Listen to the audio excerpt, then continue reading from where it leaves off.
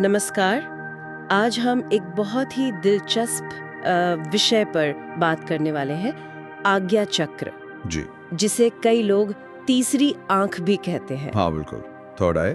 हमारे पास आज्ञा चक्र और अंतर्दृष्टि नाम के लेख के कुछ खास अंश हैं और आज हम इन्हीं अंशों की मदद से, मतलब इस स्रोत के नजरिए से, इस चक्र की शक्तियों और इसके महत्व को थोड़ा गहराई से समझने की कोशिश करेंगे। बिल्कुल, और ये विषय ऐसा है जो सदियों से आध्यात्मिक खोजियों के लिए एक आकर्षण का केंद्र रहा है। हाँ। तो स्रोत के अनुसार ये आज्ञा चक्र सिर्फ एक बिंदु नहीं है। अच्छा। बल्कि ये ज्ञान, अंतर्दृष्टि और बढ़ी हुई जागरूकता का एक बहुत शक्तिशाली केंद्र माना गया है। तो चलिए देखते हैं इस स्रोत के हिसाब से आज्ञा चक्र से जुड़ी जो मुख्य शक्तियां हैं वो कौन-कौन सी हैं और उनका मतलब क्या है। ठीक है, तो सबसे पहले अंतर्दृष्टि या आंतरिक दृष्टि।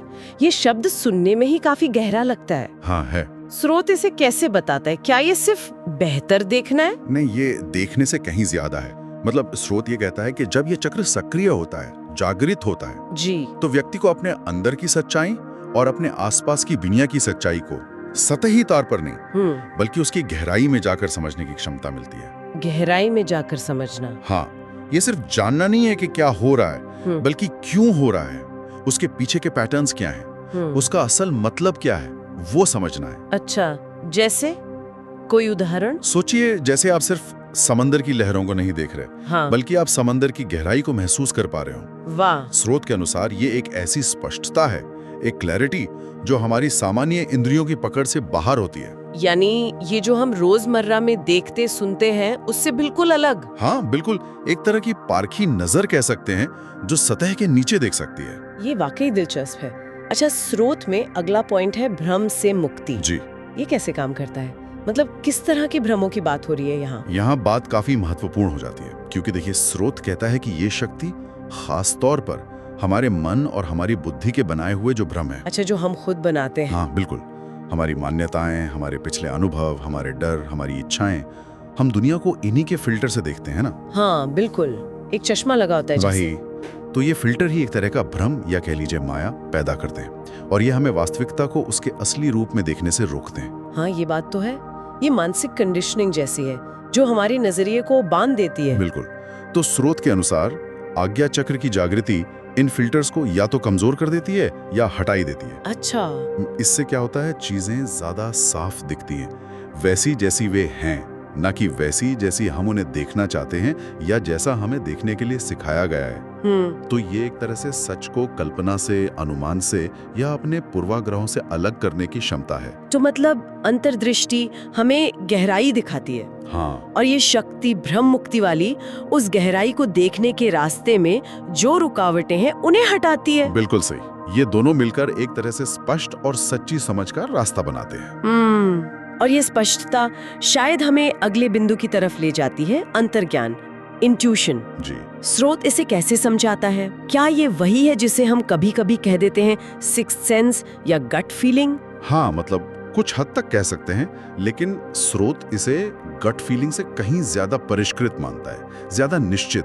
अच्छा, कैसे? ये सिर्फ एक धुंधला सा एहसास या भावना नहीं है। स्रोत के अनुसार अंतर्ज्ञान वो क्षमता है जिससे व्यक्ति को बिना किसी बाहरी सबूत के, बिना लॉजिक के, हाँ, बिना तर्क या विश्लेषण की प्रक्रिया के सीधे और तुरंत सही ज्ञान या समझ मिल जाती है। एकदम से। हाँ, एकदम से। जैसे कोई मुश्किल पहेली हो और उसका हल अचानक आपके दिमाग में कौंध जाए, आपको पता भी ना चले कि आप उस नतीजे पर पहुंचे कैसे। तो ये तार्किक दिमाग जो सोच विचार करता है उसके दायरे से पूरी तरह बाहर है, एक सीधी पहुंच जानकारी तक। हाँ, स्रोत इसी ओर इशारा करता है। ये विश्लेषण पर या स्टेप बाय स्टेप रीजनिंग पर निर्भर नहीं करता। ये एक समग्र, एक होलिस्टिक, तात्कालिक बोध है, इंस्टेंटेनियस। आप इसे अंदरूनी आवाज कह सकते हैं, पर स्रोत इसे सिर्फ आवाज नहीं बल्कि एक स्पष्ट जानने की अवस्था बताता है। अच्छा, जानना। जी, जहां गट फीलिंग में शायद शक की गुंजाइश हो, स्रोत कहता है कि विकसित अंतर्ज्ञान ज्यादा निश्चित और स्पष्ट होता है। ये तर्क का दुश्मन नहीं है बल्कि उससे परे है, एक और आयाम। ये समझना महत्वपूर्ण है कि ये तर्क से परे है, विरोधी नहीं। अब स्रोत में आत्म जागृति, सेल्फ रियलाइजेशन का भी जिक्र है जी। क्या इसका मतलब सिर्फ अपनी पर्सनालिटी को, अपने व्यवहार को बेहतर समझना है या कुछ और गहरा है? स्रोत इसे उससे कहीं गहरे स्तर पर ले जाता है। ये सिर्फ अपनी पसंद नापसंद, अपनी ताकत या कमजोरी को जानना भर नहीं। तो फिर क्या है? स्रोत के अनुसार तीसरी आंख के खुलने से व्यक्ति को अपने वास्तविक अस्तित्व की, अपनी आत्मा की पहचान होती है। वास्तविक अस्तित्व? हाँ, ये जो एक मौलिक सवाल है ना, मैं कौन हूँ, ये उसका एक तरह से अनुभवजन्य उत्तर पाने जैसा है। एक्सपीरियंशियल? ये शरीर, मन, भावनाएं, विचार, इन सब से परे जो हमेशा रहने वाला, देखने वाला या अनुभव करने वाला है, उसको पहचानने की प्रक्रिया। तो ये जैसे प्याज की परतें उतारते हैं वैसा हुआ, अपनी पहचान की परतों को हटाकर हाँ, अपने मूल स्वरूप तक पहुंचना। हाँ, आप ऐसा कह सकते हैं। बहुत अच्छा कहा। स्रोत इसे आत्मान्वेषण की, सेल्फ इंक्वायरी की पराकाष्ठा के रूप में देखता है। पराकाष्ठा? हाँ, जहाँ व्यक्ति अपनी जो सीमित पहचान है, जैसे कि मैं ये शरीर हूँ या मैं अपने विचार हूँ, उससे ऊपर उठता है और अपनी वास्तविक अपरिवर्तनीय प्रकृति को महसूस करता है।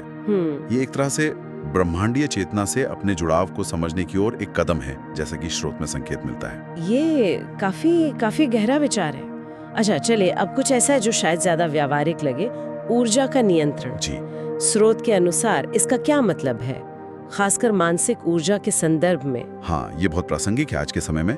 स्रोत बताता है कि आज्ञा चक्र की शक्ति जो है वो हमारे मानसिक ऊर्जा को केंद्रित करने में और स्थिर करने में मदद करती है। अच्छा। आमतौर पर क्या रहता है, हमारी मानसिक ऊर्जा ढेरों विचारों में, चिंताओं में, बाहर की उत्तेजनाओं में बिखरी रहती है। हाँ बिल्कुल, मन भागता रहता है, जिसे हम ओवरथिंकिंग या मेंटल क्लटर कहते हैं। बिल्कुल वही। तो स्रोत के अनुसार ये शक्ति उस बिखराव को कम करती है। तो मन शांत होता है। मन शांत होता है, एकाग्रता, कंसंट्रेशन वो स्वाभाविक रूप से बढ़ती है। और इसका नतीजा क्या होता है? अंदरूनी शांति, ज्यादा धैर्य, अपनी भावनाओं पर बेहतर नियंत्रण और सबसे महत्वपूर्ण, स्पष्टता के साथ सही निर्णय लेने की क्षमता। हाँ, ये तो बहुत जरूरी है। और देखिए, एक शांत और केंद्रित मन ही तो अंतर्दृष्टि और अंतर्ज्ञान को ग्रहण करने के लिए ज्यादा खुला होता है ना। हाँ, सही बात है। तो आप देख सकते हैं कि ये सारी शक्तियां कहीं ना कहीं आपस में जुड़ी हुई हैं। यानी मन की स्थिरता एक आधार बनाती है बाकी गहरी अनुभूतियों के लिए।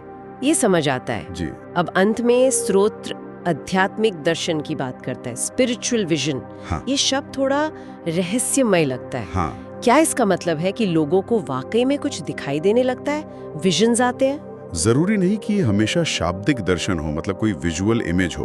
हालांकि कुछ लोग ऐसा अनुभव कर सकते हैं। अच्छा। पर स्रोत इसे ज्यादा व्यापक अर्थ में लेता है। इसके अनुसार ये क्षमता व्यक्ति को सामान्य इंद्रिय बोध से परे के अनुभव और ज्ञान प्रदान करती है। परे के अनुभव? जैसे ब्रह्मांड कैसे काम करता है, जीवन का गहरा अर्थ क्या है, या वास्तविकता की प्रकृति क्या है, इसके बारे में अचानक मिली कोई गहरी समझ, इनसाइट। तो ये एक तरह से चेतना के, कॉन्शियसनेस के ऊंचे स्तरों का अनुभव है। हाँ, स्रोत इसे इसी रूप में प्रस्तुत करता है। ये कोई दिव्य या पारलौकिक अनुभव हो सकता है, या ब्रह्मांडीय चेतना से एकता का बोध, या उन रहस्यों को समझना जो हमारी सामान्य बुद्धि और तर्क से परे हैं। अच्छा। ये व्यक्ति को उसकी जो व्यक्तिगत सीमाएं हैं उनसे निकालकर एक ज्यादा व्यापक, एक यूनिवर्सल दृष्टिकोण दे सकता है।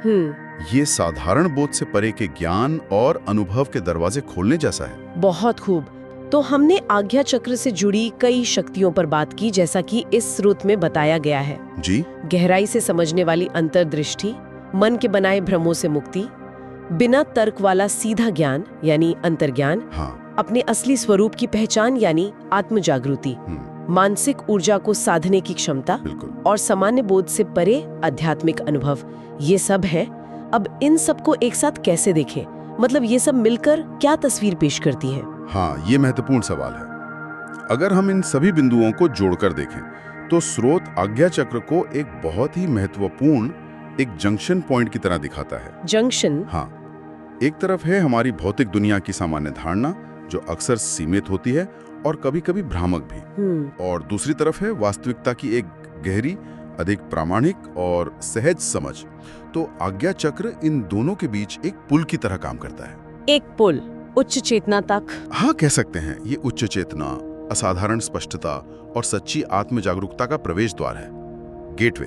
तो ये सिर्फ अलग अलग शक्तियां नहीं हैं, बल्कि एक पूरी प्रक्रिया है। बिल्कुल, स्रोत यही सुझाव देता है। ये एक एकीकृत परिवर्तन की प्रक्रिया है।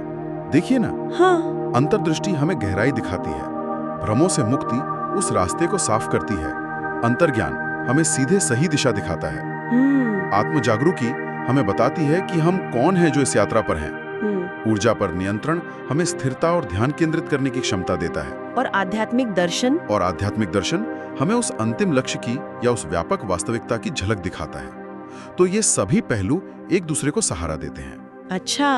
और मिलकर व्यक्ति की चेतना को रूपांतरित करते हैं, उसे उसके सीमित स्वार्थ और छोटे नजरिए से ऊपर उठाते हैं। ये साधारण धारणा की सीमाओं को लांघकर वास्तविकता की एक ज्यादा संपूर्ण और एकीकृत समझ विकसित करने का एक साधन है। स्रोत इसे ऐसे प्रस्तुत करता है। ये एक बहुत शक्तिशाली दृष्टिकोण है। तो हमने आज्ञा चक्र और अंतर्दृष्टि के अंशों के आधार पर देखा कि कैसे ये केंद्र इन सब क्षमताओं से जुड़ा है। अंतर्दृष्टि, भ्रम मुक्ति, अंतर्ज्ञान, आत्मजागृति, ऊर्जा नियंत्रण और आध्यात्मिक दर्शन। जी। और ये सब मिलकर चेतना के एक उच्च स्तर की ओर इशारा करते हैं। हाँ, और ये स्रोत हमें जाते जाते एक गहरे सवाल पर सोचने के लिए छोड़ता है। क्या? इसमें यह बताया गया है कि आज्ञा चक्र सांसारिक, जो अक्सर भ्रमित धारणा है, और वास्तविकता की गहरी सहज समझ के बीच की खाई को पाट सकता है। हाँ, वो पुल वाली बात।